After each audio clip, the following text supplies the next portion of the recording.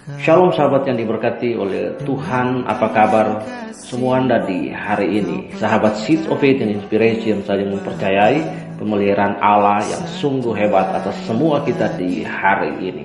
Nah sahabat, hari ini 7 Mei 2020 podcast kita terambil dari dalam Filipi pasal 1 ayat 21 dan ayat yang ke-22 yang berbunyi, karena bagiku hidup adalah Kristus dan mati adalah keuntungan. Dan jika aku harus hidup di dunia ini, maka itu berarti bagiku bekerja memberi buah. Jadi mana yang kupilih? Aku tidak tahu. Nah mari sahabat yang diberkati oleh Tuhan, tunduk kepala dan kita berdoa sebelum kita belajar podcast ini. Tuhan Yesus, kami berdoa dan kami mengucap syukur atas pemeliharaan-Mu yang sempurna atas hidup kami. Dan hari ini Tuhan, di tengah-tengah masa pandemi corona ini, kami masih bisa bekerja even from home Tuhan, maupun yang bekerja dengan sistem social distancing di kantor kami Tuhan. Kami bersyukur dalam nama Tuhan Yesus, ataupun pekerjaan-pekerjaan yang kami telah lakukan di sekeliling rumah, ataupun kami diizinkan istirahat di rumah, Engkau tetap baik bagi kami. Tolong kami dan pembelajaran hari ini sehingga dapat berguna bagi mata rohani dan iman kami. Dalam nama Yesus kami sudah berdoa dan bersyukur. Haleluya.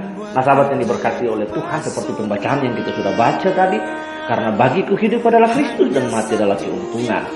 Apa sebabnya Paulus dapat optimis bahkan bersuka cita di tengah-tengah penderitaannya, saudaraku? Khususnya pemenjaraan yang menimpa dirinya. Bukankah ada kemungkinan ia akan dieksekusi oleh karena imannya kepada Kristus Yesus? Sahabat yang diberkati oleh Tuhan, Paulus tidak mengkhawatirkan mengenai keselamatannya.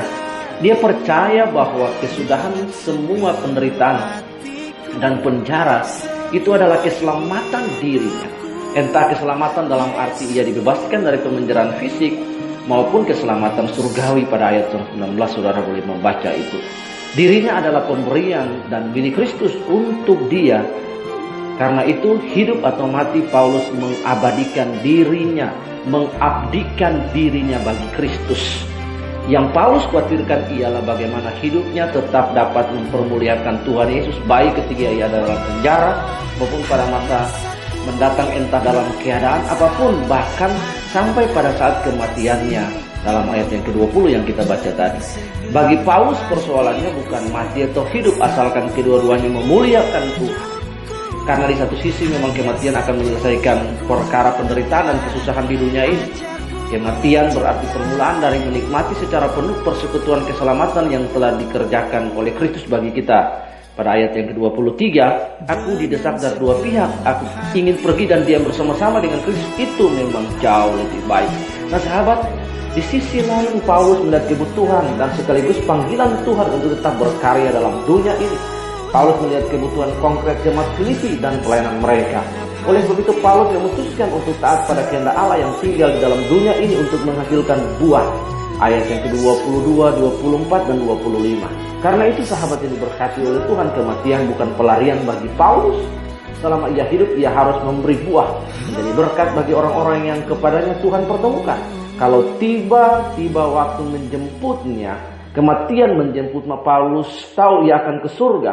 Namun hari ini selagi ia masih hidup, berarti ia bekerja dan melayani Tuhan. Sahabat, mari tunduk kepala dan kita berdoa. Tuhan, kiranya kesukaanku yang terdalam ialah bahwa entah aku masih lama hidup atau segera akan mati, aku menyenangkan-Mu di dalam nama Tuhan Yesus. Haleluya. Amin. Nah sahabat yang diberkati oleh Tuhan, sampai jumpa pada podcast berikutnya. Tuhan Yesus memberkati kita. Kyrie eleison, Immanuel, Maranatha.